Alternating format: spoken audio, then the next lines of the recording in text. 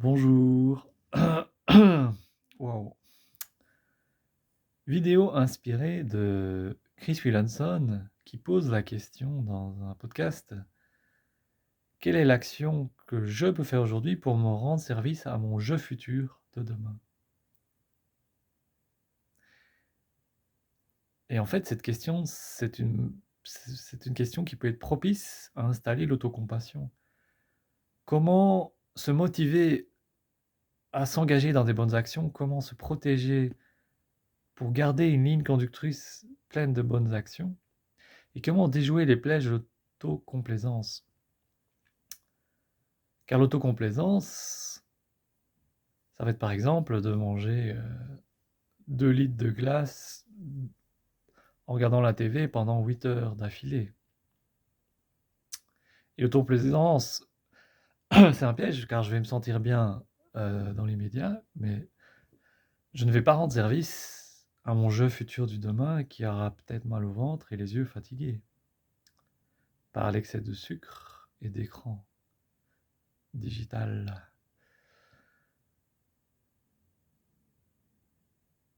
Et donc voilà, je trouve cette question très inspirante et je trouve que cette question invite à se poser la question de manière innocente et non jugeante sur comment installer des habitudes bénéfiques. Et je profite de cet élan d'inspiration apporté par le podcasteur Chris Williamson pour en quelque sorte m'en motiver mon moi du futur à sortir de ces croyances limitantes qui font que je tombe souvent dans l'autocomplaisance, et dès que j'ai enchaîné une bonne action pleine de justesse et de plénitude, eh bien je retombe dans l'autocomplaisance et je fais une action nocive pour ma santé physique et mentale. Et donc, cette question de Chris Williamson, comment je peux rendre service à mon je futur en prenant des actions avec mon je aujourd'hui? Eh bien, cette question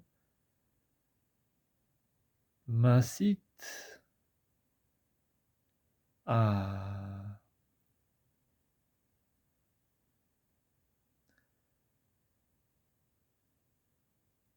me dire que je pourrais de plus en plus installer des bonnes habitudes et persévérer dans la poursuite de ces bonnes habitudes.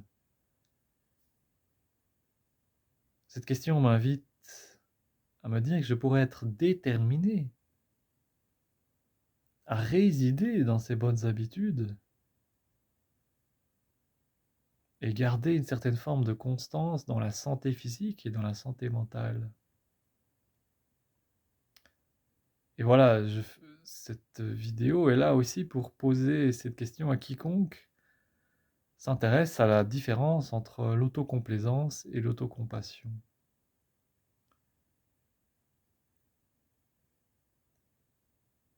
Et l'autocomplaisance, ça va prendre donc une action agréable, mais qui va être nocive à long terme. Et l'autocompassion va prendre une action moyennement désagréable, agréable ou neutre, mais qui sera agréable ou moyennement agréable ou très agréable pour le jeu du futur. Donc l'autocompassion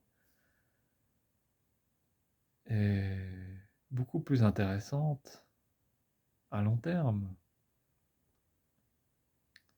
Et donc ici, je partage le souhait pour moi-même à avoir plus d'autocompassion pour installer plus d'habitudes bénéfiques, pour être plein de justesse, d'équilibre et de plénitude et de bonheur dans le futur.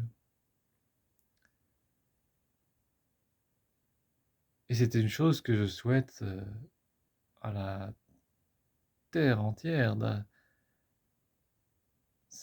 que chaque être humain ait de l'autocompassion pour installer des habitudes bénéfiques.